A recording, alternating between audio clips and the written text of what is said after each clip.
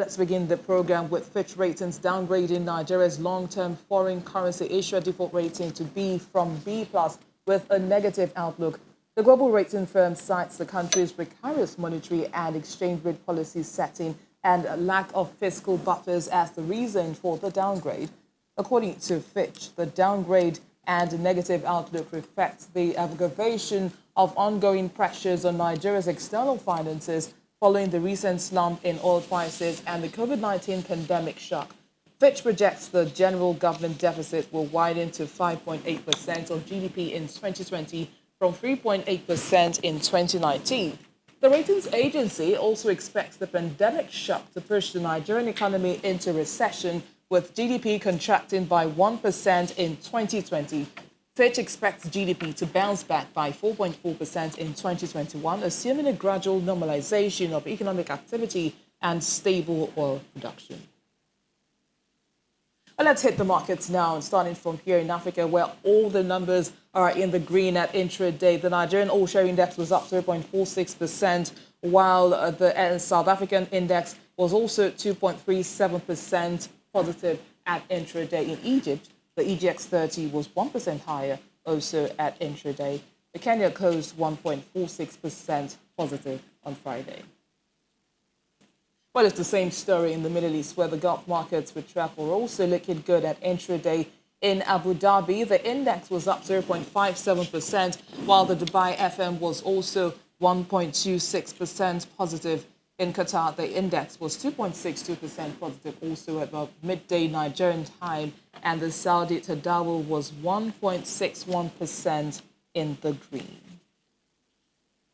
And European markets rose sharply this morning as the rate of new coronavirus infections appears to be slowing down in the region.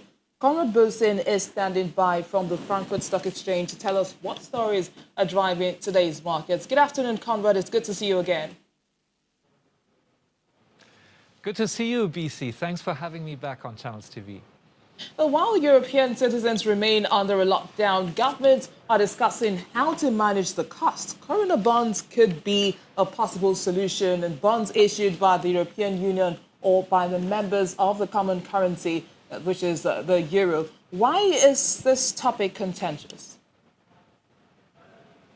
You know, the discussion about Corona bonds is basically the discussion about Euro bonds we've been having in the Euro area for a couple of years now. It would mean common bonds, would mean mutualizing the risk for, of course, the repayment of those bonds as well as the interest payments. Governments, on the other hand, would be the ones to decide what to do with the money. So this would mean the national governments would have, of course, the money, but there would be no way to make sure that the money spent would be spent responsibly. And that is what countries like Germany, Austria, the Netherlands, Finland are afraid of. They are the ones who have the highest credit ratings in the Eurozone, and they are the ones to lose some of this very good reputation. And they are the ones, of course, afraid of losing a grip on what is going to happen with this money. On the other hand, countries like France, Italy, Spain, they're saying that the help mechanisms put in place in the Eurozone, if a country gets into trouble, are not enough yet. The amount of money provided by the whole of the Eurozone is not enough. Only Euro bonds, only Corona bonds would have the potential to send a strong signal to the markets, preventing speculators to potentially speculate against the euro. Meanwhile, Conrad, governments in Europe have put in place emergency programs for businesses worth billions of euros. Are they reaching their targets, and are businesses actually getting the money? Not always fast enough. A lot of businesses have complained about this, which has a lot to do with the fact that up until now, the loans that the governments guaranteed were only guaranteed up to an amount of 90%. The remaining 10% would have to be guaranteed by the banks that process those loan applications. which led to the effect that many of the banks still demanded collateral for those loans, or at least they demanded from businesses that the businesses make sure or are able to explain how they want to work profitably after the corona crisis, which is, of course, something very many businesses find very difficult to do at the moment. Now, the European Union has come up with a solution. It has promised, or it has allowed businesses and governments to give out loans 100% guaranteed by the state, and that's exactly what the German government is preparing right now. 100% guaranteed loans for smaller and medium-sized businesses, at least up to a certain limit. There's a cap on those loans, but the hindrances are done away with. And one of the companies that might profit from the crisis is Bayer. That's the German pharmaceutical company which produces a malaria drug that might potentially help against COVID-19. Tell us what's the latest here.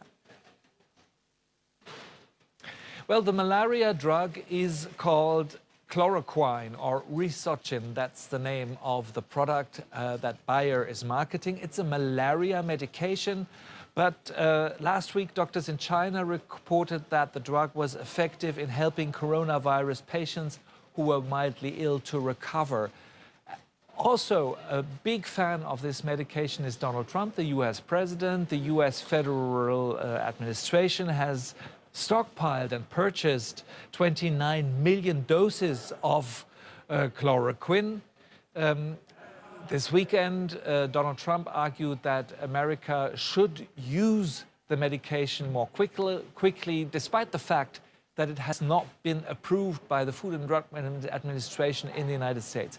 We have the same discussion here in Europe. We have a French politician, Philippe Douste-Blazy, who used to be French Minister of Health and who eventually also was candidate to lead the World Health Organization.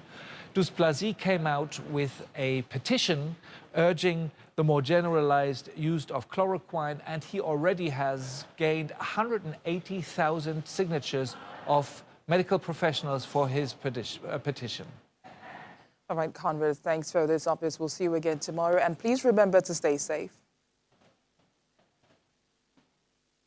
Let's turn now to the UK, where the FTSE 100 and the FTSE 250 were trending higher at intraday after British Prime Minister Boris Johnson was admitted to hospital for tests at the weekend in what Downing Street describes as a precautionary step.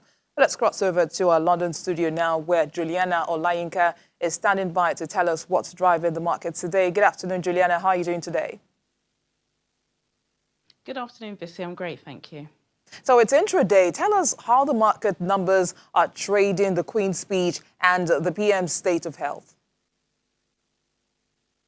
Well, fortunately or unfortunately, they don't seem to have had any impact on the FTSE All-Share, but the FTSE All-Share has jumped since early trading, and I think the sentiment really is focused on Japan. Japanese yen really seen as a safe haven, considering we're going through this global pandemic at the moment, and the Japanese government just announced a stimulus package pretty similar to what we saw in America, and that's going to be worth about £850 million. So that's really excited. £850 billion, sorry, million wouldn't be enough. That's really excited traders, and they seem to have adopted that into the sentiment. The all-share is up 2.32%. The FTSE 100 is up by 2.24%, and the FTSE 250 is up by 4.43%. The pound is also having a great day today, up against the dollar by 0.34%, also up on the euro by 0.48%, and up on that Japanese yen, that safe haven, by 0.93%. Dividends I've got to say very quickly, Vissy, we did have the PMI data in for construction, and construction PMI figures are down into the low 30s. The government didn't say that building sites have to close, but a lot of building site bosses have taken advantage of the government's furlough scheme, and others who didn't feel that they could safely social distance as well, they've not been going in. So we've had pretty low PMI data. Sorry to interrupt you, Vissy.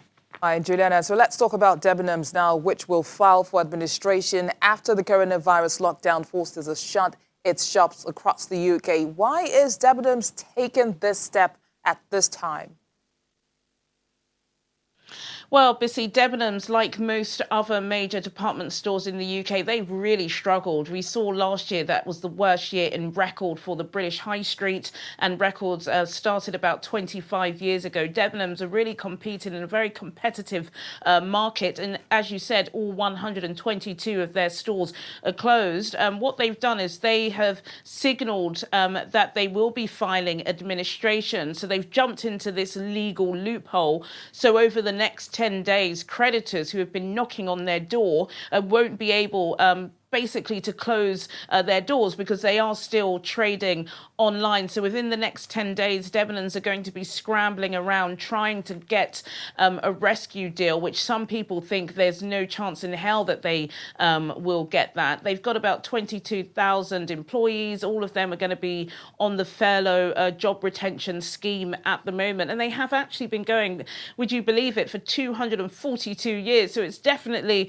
a solid name on the British High Street. But, you know, they're competing with a lot of cheap online competitors. But they do have this 10 days now to try and find their way out of this mess. And if they do, then, of course, those who would hopefully be going back to their jobs will be lucky to have them.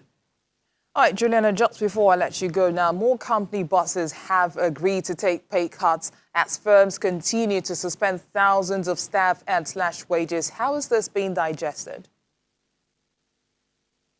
Well, you know, the fact that thousands of jobs are going, and if they're not going, people are really significantly seeing their pay decrease. This is seen as a good sign, but I suppose there's still a long way to go. There's a major story in the UK at the moment concerning football players and whether or not they should be taking a pay cut to donate to the COVID-19 scheme. But yes, as you said, there are a couple of bosses that have taken these pay cuts.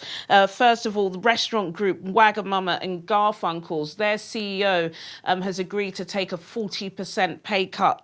Also, Daily Mirror publishers, they publish some of the UK's most widely read newspapers. All of their staff will be taking a 10% pay cut, and their executive staff will be taking a 20% pay cut. And really, this isn't to fight COVID-19, but the newspaper industry in the UK is really suffering at the moment. Some would say suffering just as much as the airline and the leisure companies, because of course people are just not reading newspapers. People are not out. Millions of people usually go on the tube. They're not doing that. So they're not purchasing newspapers. And we already knew that before this, journalism was really dying in terms of print in this country. So there is a big push at the moment to try and save newspapers. So yes, across the board, many CEOs feel as if their staff are taking a pay cut, then that's exactly what they should be doing too, Bissy.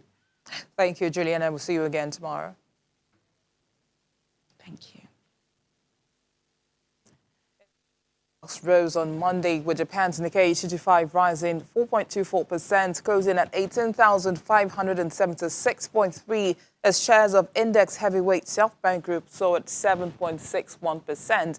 The Topix index added 3.86%, ending its trading day at 1,376.3. Shares in Australia also saw substantial gains, with the S&P ASX 200 closing 4.33% higher. South Korea's Kospi also advanced at 3.85%, and Hong Kong's Hang Seng Index edged 2.15% higher. Markets in China were closed on Monday for a holiday. And in the U.S., stock futures rose early this morning as slowing death rates in Europe have offered up some hope for international markets. Dow Jones Industrial Average futures implied a gain of nearly 900 points at the open. S&P 500 and Nasdaq 100 futures also pointed to robust opening gains. When we return in just a moment, we'll take a look at the impact of the COVID-19 on African economies. Please stay with us.